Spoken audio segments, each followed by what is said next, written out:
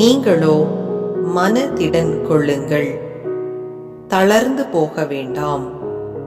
ஏனெனில் உங்கள் செயல்களுக்கு ஏற்ற கைமாறு கிடைக்கும்.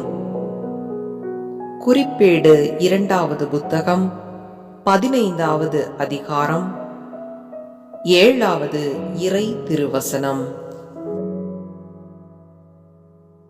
நீங்களோ மனதிடன் கொள்ளுங்கள், தளர்ந்து போக வேண்டாம். ஏனெனில் உங்கள் செயல்களுக்கு ஏற்ற கைமாறு கிடைக்கும். குறிப்பேடு 2வது புத்தகம் 15வது அதிகாரம் 7வது இறை திருவசனம்.